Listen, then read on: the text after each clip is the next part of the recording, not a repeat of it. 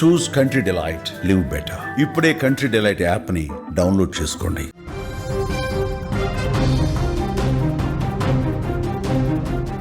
తీరం దాటిన తుపాను మోంతా శాంతించలేదు, తెలంగాణను పూర్తిగా ముంచెత్తింది. 2 రోజులుగా రాష్ట్రంలో భారీ వర్షాలు కురిశాయి. ఉమ్మడి వరంగల్ జిల్లా ఖమ్మంతో పాటు చాలా ప్రాంతాల్లో కురిసినటువంటి కుండపోత వర్షాలు, ఆకస్మిక వరదలు ఆస్తి నష్టం మాత్రమే కాదు, ప్రాణ నష్టం కూడా కలిగించాయి. ఏకంగా 12 మంది నిండు ప్రాణాలని బలి తీసుకున్నాయి. ఉమ్మడి వరంగల్ జిల్లాలోనే అత్యధికంగా 8 మరణాలు సంభవించడంతో ఆ ప్రాంతం మొత్తం కూడా శోక సంద్రంలో మునిగిపోయింది. మృతుల్లో కొందరు వాగులు దాటే క్రమంలో కొట్టుకుపోయారు. మరికొంతమంది గోడ కూలి ప్రాణాలు వదిలినటువంటి ఘటనలు గుండెను పిండేస్తున్నాయి. తుపాను బీభత్సానికి మరొక 4 వ్యక్తులు గల్లంతయ్యారు. ప్రాణాలు కోల్పోయిన వాళ్ళ సంఖ్య పెరగకూడదని కోరుకుంటూ సహాయక బృందాలు ముమ్మరంగా గాలింపు చేపడుతున్నాయి. కానీ ఈ మోంతా తుపాను దాటికి కురిసినటువంటి భారీ వర్షాలకు వాగులు, వంకలు, చెలుములు ఉప్పొంగి ప్రవహించి ప్రజల ప్రాణాలు తీసినటువంటి పరిస్థితి ఉంది. వాగుల్లో కొట్టుకుపోయారు. ఇంకా వాళ్ళ మృతదేహాలు లభ్యం కాల. వాటి కోసం సహాయక బృందాలు వెతుకుతానే ఉన్నాయి. కానీ ఆ కుటుంబ సభ్యులు మాత్రం కన్నీళ్లు పెట్టుకుంటూ ఉన్నారు, రోధిస్తూ ఉన్నారు. అసలు ప్రయాణం చేయొద్దని చెప్పి అధికారులు చెప్తా ఉన్నారు. కానీ చాలామంది వినిపించుకోలే, మొండిగా ముందుకు పోయారు. మూర్ఖంగా పోయి తమ ప్రాణాలు పోగొట్టుకున్నటువంటి పరిస్థితి ఉంది. వాగులు చాలా ఉధృతంగా ప్రవహిస్తున్నాయి. ఒక్కసారి మీరు స్క్రీన్ మీద కూడా చూడండి. ఉధృతంగా ప్రవహిస్తున్నటువంటి ఆ వాగుని ఏమాత్రం లెక్క చేయకుండా పోయారు. ఆ బైకుల మీద ఆ విధంగా పోయి కొట్టుకుపోయినటువంటి పరిస్థితి ఉంది. స్థానికులు ఎవరో గమనించి వాళ్ళని కాపాడే ప్రయత్నం చేసినా అప్పటికే సమయం మించిపోయింది, ప్రాణాలు పోగొట్టుకున్నారు. అధికారులు కొన్ని బృందాలు అక్కడికి వచ్చి వాళ్ళ కోసం వెతికే క్రమంలో ఇంకా కూడా వాళ్ళ జాడ కనిపించలేదంటే ఎంత దూరం కొట్టుకుపోయారో అనేది అర్థం కాని పరిస్థితుంది. ఉమ్మడి వరంగల్ జిల్లా కావచ్చు, మహబూబాద్ కావచ్చు, సిద్దిపేట కావచ్చు, ఇలా ఈ వర్షాలతో వరదలతో ప్రాణాలు పోగొట్టుకొని ఒక్కొక్క కుటుంబందే ఒక్కొక్క దీన గాథలాగా పరిస్థితి కనిపిస్తోంది. వాళ్ళు ఒక ఫ్యామిలీ భార్యాభర్త ఇద్దరు కూడా సిద్దిపేట నుంచి బయలుదేరారండి. సిద్దిపేట నుంచి వేరొక గ్రామానికి బయలుదేరుతున్నటువంటి క్రమంలో ఇలాగే ఒక వాగుని దాటేటువంటి క్రమంలో ఇద్దరు కూడా కొట్టుకుపోయారు. మీరు స్క్రీన్ మీద చూస్తున్నారు, ప్రణయ్, కల్పన, వీళ్ళిద్దరూ కూడా ఆ బైక్తో సహా కొట్టుకుపోయారు. బైకు వాటర్లో కనిపిస్తోంది కానీ వాళ్ళిద్దరూ ఎంత దూరం కొట్టుకుపోయారో తెలియని పరిస్థితుంది. వాళ్ళ కుటుంబ సభ్యులకు సమాచారం రాగానే బైక్ ఆధారంగా పోలీసులు ఫోన్ చేస్తే వాళ్ళ కుటుంబ సభ్యులకి తెలిస్తే ఇది నా కొడుకు బైకే, ఏమైపోయాడు నా బిడ్డ అంటూ కన్నీళ్లు పెట్టుస్తూ ఆయన రోధిస్తుంటే చూసిన వాళ్ళందరూ కూడా కన్నీళ్లు పెట్టుకున్నారు. అంత భయంకరమైనటువంటి సిచ్యువేషన్స్ కనిపించినాయి. వర్షాలు, వరదలు వచ్చినప్పుడు ప్రయాణాలు మానుకోండి, చేయొద్దు, ప్రమాదకరంగా వాగులున్నాయని చెప్పి అధికారులు నెత్తినోరు బాదుకున్న చాలామంది పెడచెవిన పెట్టి ఈ విధంగా ప్రాణాలు తీసుకున్నటువంటి పరిస్థితి ఉంది.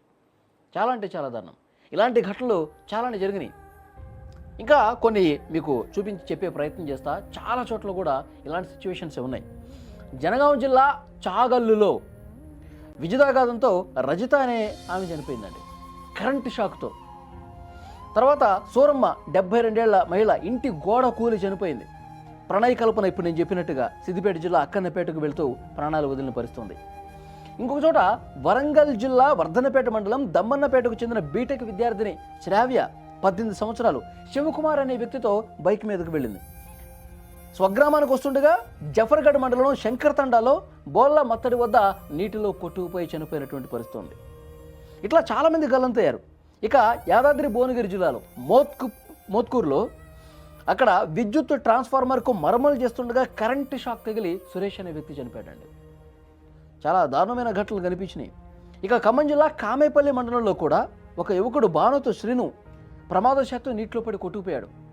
పదుల సంఖ్యలో తుపాను తీరం దాటింది ఆంధ్రప్రదేశ్లో. భారీ వర్షాలు, కుండపోత వర్షాలు, వాగులు పొంగి ప్రవహించింది తెలంగాణ ఉమ్మడి జిల్లాల్లో ప్రాణాలు పోగొట్టుకున్న పరిస్థితి.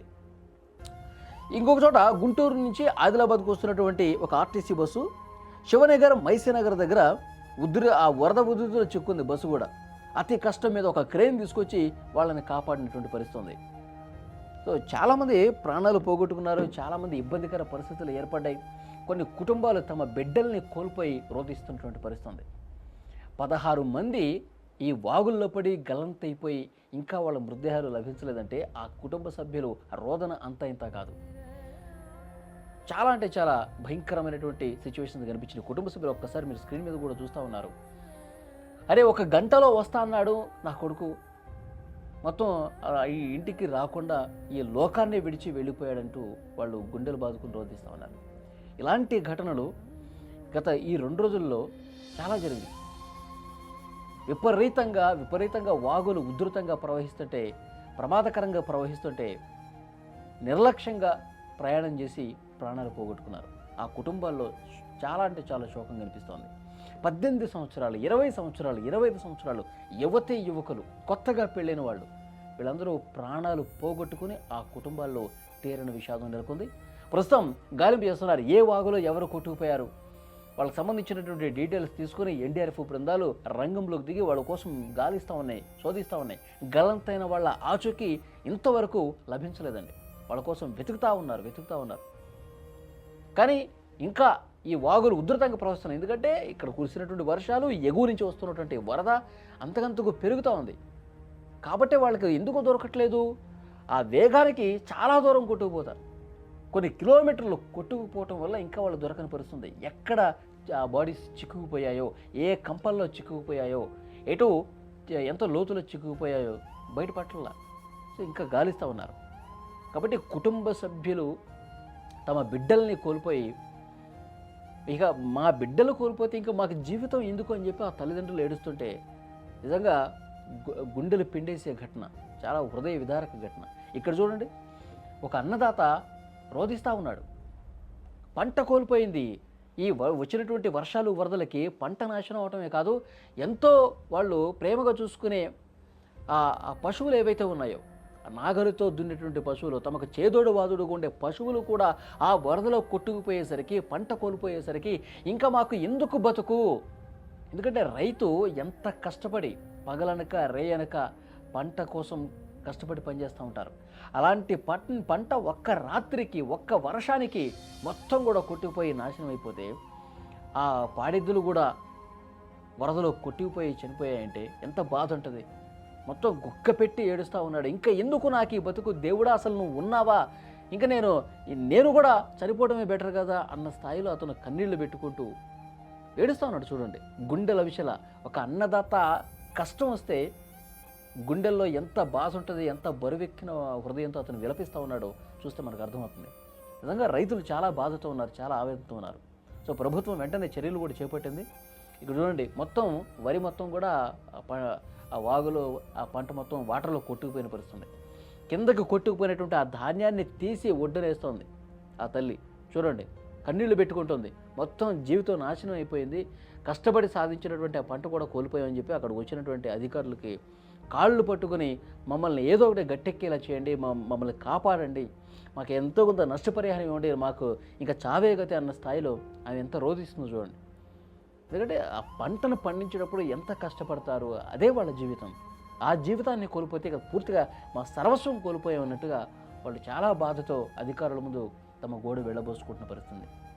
సో తెలంగాణ వ్యాప్తంగా కూడా చాలా జిల్లాల్లో ఇలాంటి హృదయ విదారకమైనటువంటి దృశ్యాలు కనిపిస్తున్నాయి. ఒకవైపు బిడ్డల్ని కోల్పోయి, కుటుంబ సభ్యులను కోల్పోయి, పంటను కోల్పోయి, పాడి పశువులను కోల్పోయి తీవ్రంగా రోధిస్తున్నటువంటి పరిస్థితి.